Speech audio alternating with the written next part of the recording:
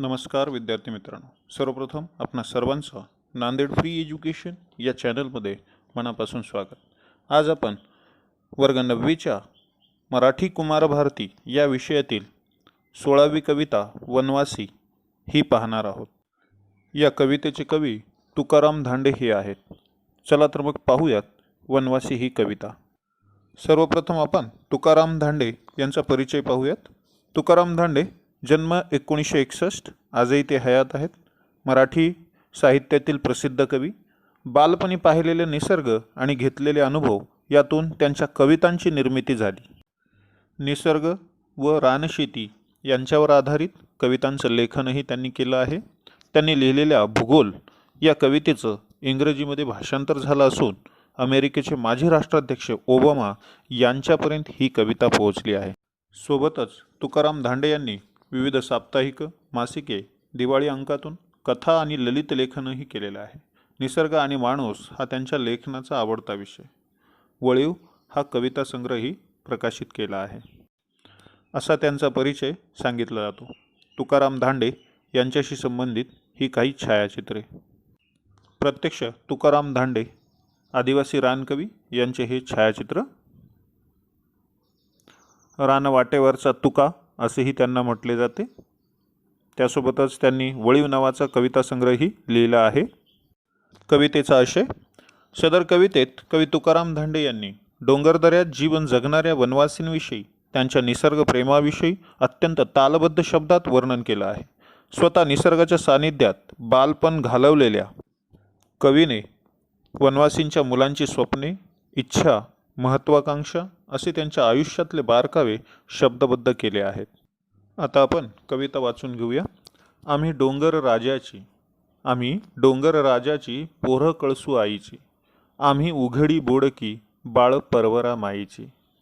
घेऊ हाताव भाकर वर भाजीला भोकर, घेऊ हाताव भाकर वर भाजीला भोकर, खाऊ खडकाव बसून देऊ खुशीत ढेकर।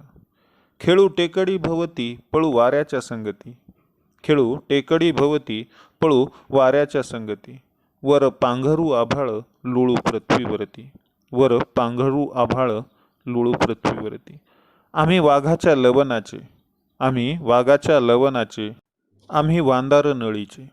गाव वहाळा पल्याड आम्ही उंबर माळीचे, गाव वहाळा पल्याड आम्ही उंबर माळीचे। बसू सूर्याचं रुसून पाहू चंद्राक हसून, बसू सूर्याचं रुसून पाहू चंद्राक हसून।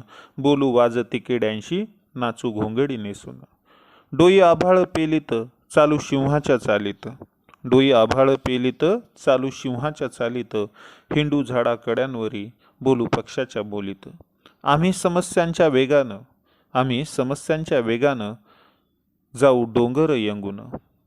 हात लावून गंगन येऊ चांदण्या घेऊन, हात लावून गगन येऊ चांदण्या घेऊन। अशी ही कविता। आता या कवितेचा भावार्थ आपण जाणून घेऊया। कवितेचं पहिलं कडवं।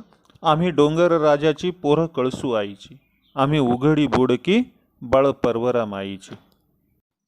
कवितेच्या या पहिल्या कडव्यात कवी तुकाराम धांडे म्हणतात, डोंगर दऱ्यात जन्मल्यामुळे आम्ही डोंगर राजांची आणि कळसू म्हणजेच कळसूबाई शिखर या आईची मुलं आहोत, असे ही वनवासी मुलं सांगत आहेत। दारिद्र्यात जीवन जगणाऱ्या या मुलांना अंगभर कपडेही नसतात। अशी ही उघडी बोडकी मुलं प्रवरा म्हणजेच परवरा असंच याला संबोधलेलं आहे। तर या नदीला आपली आई मानतात, स्वतःला प्रवरा नदीची बाळ मानतात। निसर्गाच्या कुशीत जन्मल्याने निसर्गालाच त्यांनी आपले मातापिता मानले आहे। अशा पद्धतीचा अर्थ पहिल्या कवितेच्या चरणामध्ये सांगितला आहे। कवितेचं दुसरं चरण। घेऊ हाताव भाकर वर भाजीला भोकर, खाऊ खडकाव बसून देऊ खुशीत ढेकर। या कवितेच्या चरणामध्ये कवी तुकाराम धांडे म्हणतात, खाण्यासाठी या मुलांकडे साधी भाकर आणि भोकराची भाजी आहे। तेही घराच्या 4 भिंतीमध्ये नाही, तर मोकळ्या वातावरणात हातावर भाकर भाजी घेऊन दगडावर बसून आनंदात जेवण जेवतात। पंचपक्वानांचं ताट नाही याची खंत त्यांच्या मनात अजिबात नाही। जे साधं जेवण मिळेल तेच पोटभर खाऊन ही मुलं तृप्तीचा ढेकरही देतात। असा अर्थ कवितेच्या या चरणामध्ये कवी तुकाराम धांडे यांनी सांगितलेला आहे। कवितेचं तिसरं चरण। खेळू टेकडी भवती पळू वाऱ्याच्या संगती. खेळू टेकडी भवती पळू वाऱ्याच्या संगती, वर पांघरू आभाळ लोळू पृथ्वीवरती. कवितेच्या या चरणात कवी तुकाराम धांडे म्हणतात, ही मुलं टेकड्यावर खेळणारी, वाऱ्याच्या वेगानं पळणारी आहेत. खेळण्याचा सोस या मुलांना नाही, वारा त्यांच्या सोबती आहे. आभाळाला पांघरून बनवून जमिनीवर झोपणारी ही निर्भीड मुलं आहेत.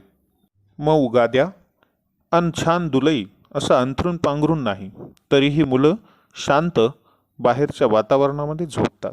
अशा पद्धतीचा अर्थ कवितेच्या या चरणात तुकाराम धांडे यांनी सांगितला आहे. कवितेचं पुढील चरण. आम्ही वाघाच्या लवणाचे, आम्ही वांदार नळीचे. आम्ही वाघाच्या लवणाचे, आम्ही वांदार नळीचे, गाव वहाळा पल्याड, आम्ही उंबर माळीचे. कवितेच्या या चरणात कवी तुकाराम धांडे म्हणतात की डोंगरावरच्या वळणावळणात वाघाच्याही सानिध्यात ही मुलं आयुष्य व्यतीत करतात. वानराचे अस्तित्व आसपास असलेल्या ठिकाणी ओहोळाच्या पलीकडे उंबराच्या झाडाच्या गर्द छायेमध्ये यांची वस्ती आहे. अशा पद्धतीचा अर्थ या कवितेच्या चरणात कवी तुकाराम धांडे यांनी सांगितला आहे. आता आपण कवितेचं पुढचं चरण पाहूयात. तत्पूर्वी आदिवासी जीवनाशी संबंधित ही छायाचित्रे, आदिवासी लोकांचं जीवन कसं जातं, कसे ते जीवन जगतात याच्याशी संबंधित या सगळ्या गोष्टी इथं दिसत आहेत. कवितेचं पुढील चरण. बसू सूर्याचं रुसून, पाहू चंद्राक हसून, बोलू वाजती किड्यांशी, नाचू घुंगडी नेसून. कवितेच्या या कडव्यामध्ये तुकाराम धांडे म्हणतात, तळपत्या उन्हात भटकणारी ही मुलं सूर्यावर रुसून बसतात, म्हणजेच कडक उन्हात झाडाच्या सावलीत बसतात आणि संध्याकाळ होताच चांदण्यात आनंदाने विहार करतात. रात्री आकाशात दिसणाऱ्या सप्तर्षी ग्रह ताऱ्यांचं निरीक्षणही करतात. कोणतंही घड्याळ जवळ नसल्याने या ताऱ्यांकडे ग्रहांकडे बघून वेळेचा अंदाजही घेतात. दिनदर्शिका नसल्याने यांच्या साह्याने वार महिना यांचा तर्कही लावतात. भौतिक सुखसोयी नसल्या तरी आनंदानं घोंगडी नेसून नाचत हसत जीवन जगणारी ही मुलं आहेत. अशा प्रकारचा अर्थ कवितेच्या या चरणात कवी तुकाराम धांडे यांनी सांगितलेला आहे. कवितेचं पुढील चरण. डोई आभाळ पेलीत चालू सिंहाच्या चालीत. डोई आभाळ पेलीत चालू सिंहाच्या चालीत, हिंडू झाडा कड्यांवरी बोलू पक्षाच्या बोलीत. कवितेच्या या चरणात कवी म्हणतात, डोक्यावर आकाशाची छत्रछाया आहे. सिंहासारखा आत्मविश्वास त्यांच्या चालण्यामध्ये आहे. त्यांना स्वतःच्या कर्तृत्वावर पूर्ण विश्वास आहे. जंगलात सिंहाचा जसा रुबाब असतो, त्याचं जसं राज्य असतं, तसेच वनवासी जंगलात रुबाबाने राहत आहेत. झाडांवर कड्यांवर मुक्तपणे फिरत आहेत. रानातील पक्ष्यांचे आवाज ओळखत त्यांच्याशी पक्ष्यांसारखाच आवाज काढत संवादही साधतात. अगदी निसर्गातील प्रत्येक घटकाशी एकरूप झाले आहेत. खऱ्या अर्थानं वनवासी आहेत. आवाजावरून कोणता पक्षी आहे, कोणत्या दिशेला आहे याची तर त्यांना माहिती असतेच. त्याचबरोबर पक्ष्यांनी दिलेले संकेतही ते ओळखतात. कोणतंही नैसर्गिक संकट असो किंवा नैसर्गिक बदल असो, या साऱ्यांचा अंदाज प्रथम प्राणी जगताला लागतो. त्यानुसार ते आवाजही काढतात.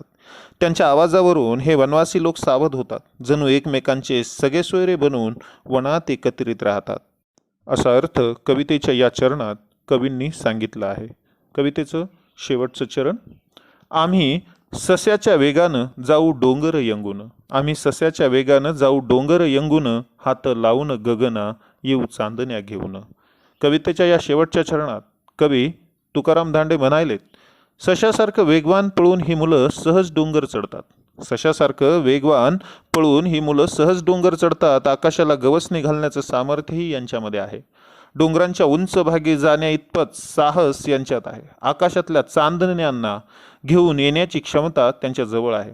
असा आत्मविश्वास बाळगणारी धीट स्वभावाची ही मुले मुक्त आणि स्वच्छंदी जीवन जगतात. जे नाही त्याचं दुःख करण्यापेक्षा जे आहे त्यामध्येच आनंदानं जगणारे हे वनवासी मुलं आहेत. अशा पद्धतीचा अर्थ कवितेच्या या चरणामध्ये कवींनी सांगितला आहे. अशा प्रकारे कवींनी या वनवासी कवितेत त्या मुलांचं डोंगरदऱ्यातलं जीवन, निसर्ग, निसर्गाविषयीचं प्रेम, त्यामधलं अतूट नातं यांचं वर्णन कवितेमधून केलं आहे. ही कविता वळीव या कविता संग्रहातून घेतली आहे. अशा पद्धतीने आज आपण कवी तुकाराम धांडे लिखित वनवासी ही कविता पाहिली आहे. विद्यार्थी मित्रांनो, माझा जर व्हिडिओ तुम्हाला आवडला असेल तर लाईक करा. त्यासोबतच जर तुम्ही सबस्क्राईब केले नसेल तर सबस्क्राईब आणि शेअर करायलाही विसरू नका. धन्यवाद.